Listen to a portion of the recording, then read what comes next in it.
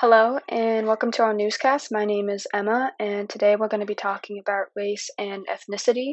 But before we get into it, let's first understand what the difference is between race and ethnicity. So, race is defined as, quote, a population of people who are believed to be naturally or biologically distinct from other populations.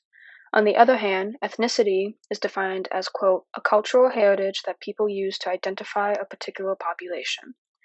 Understanding these differences is really important from a sociological perspective because a lot of people use these words interchangeably. For centuries, people have categorized others based on their appearance and cultural attributes. Accounts by primarily European explorers and scientific studies on classifying individuals has created what we call racial ideologies. Europeans used racial ideologies to morally justify their efforts to colonize, and in the United States, it was used to justify the enslavement of Africans. Several populations in the United States have been impacted by this development of racial ideologies. For example, African Americans face systematic oppression from their white counterparts, which was evident in sports as black athletes were segregated from white athletes. Latin Americans, they face similar discrimination, but by using their Spanish name, they were able to separate themselves from blacks, and this allowed them to be able to play on white teams. Native Americans also suffered a great deal from racial ideologies as they struggled to hold on to their cultural roots, while sports organizations used offensive team names and logos such as Indians and Redskins. Recently, over the past few years, athletes from all levels of competition have been using their platform to advocate and bring awareness to serious issues about race and ethnicity. The Black Lives Matter movement has been at the forefront of recent news and has inspired professional athletes from all leagues to show their support for the movement. I will let Melissa talk more about how athletes here in Maine are using their voices for change. Thank you, Emma. This incident in particular happened right here in Maine at the University of New England. In early September, football players from the University of New England followed the footsteps of many other athletes across the nation and decided to speak out against police brutality in America. Some of the football players sat out of practice and reflected on recent events, as the UNE head football coach, Mike Lighton, was very supportive.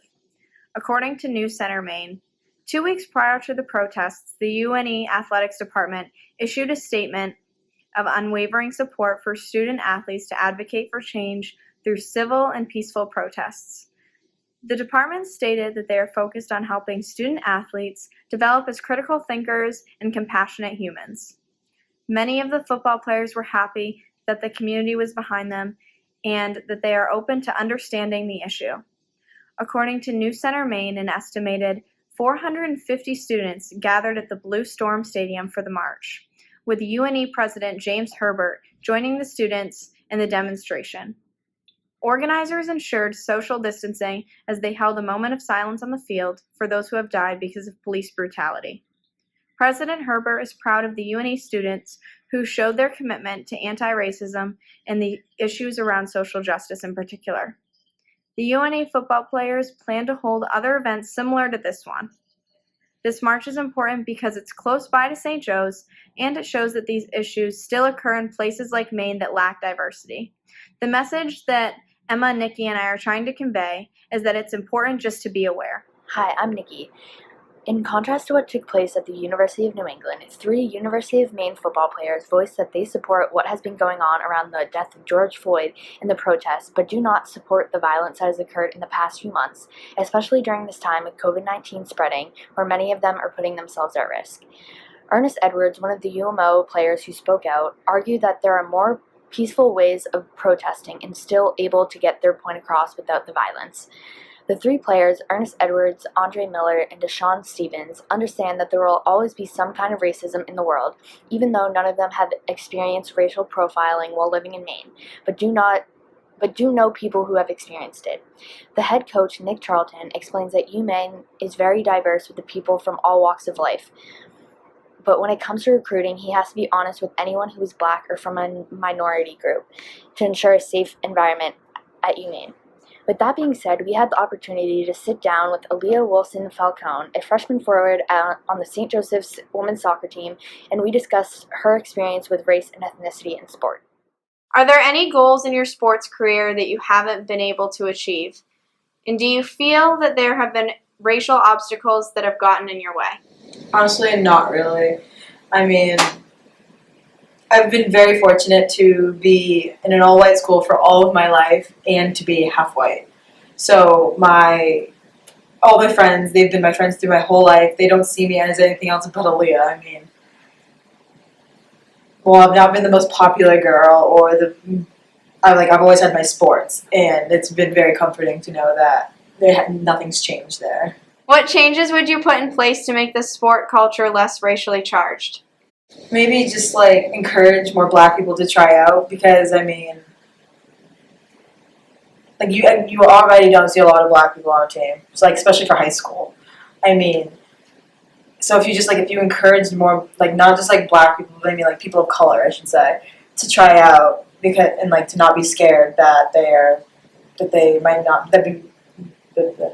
might be discriminated against, or they might, you never know, they might thrive, and more people would be just make them think. Have you ever been in a position to speak up about racism in sports, and how did it affect you? In sports, no.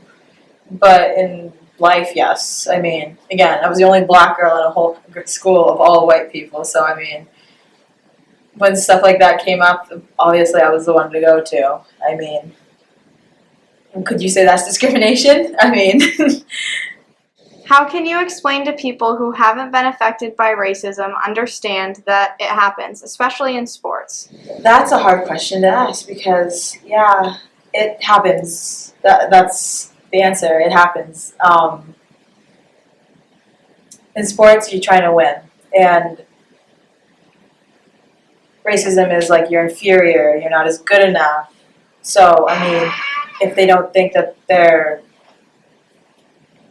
good enough to be playing in that sport, they won't play, or they just won't put you on the team because you have a different color or a different ethnicity. Can you think of ways where racism can be prevented in sports? Yeah, just speak up when you see something happening. I mean, it's competitive nature. If you're good, they're going to play you. But if they don't know you're good, how can they play you, I guess, if that makes sense. What are your thoughts about the Black Lives Matter movement and its impact on sports? Honestly, I think it's made a positive impact on it because this whole thing started and none of us could play sports. And now that the sports are being played and this Black Lives Matter movement is going on, I think it's showing people, okay, we can all play and we can all be together.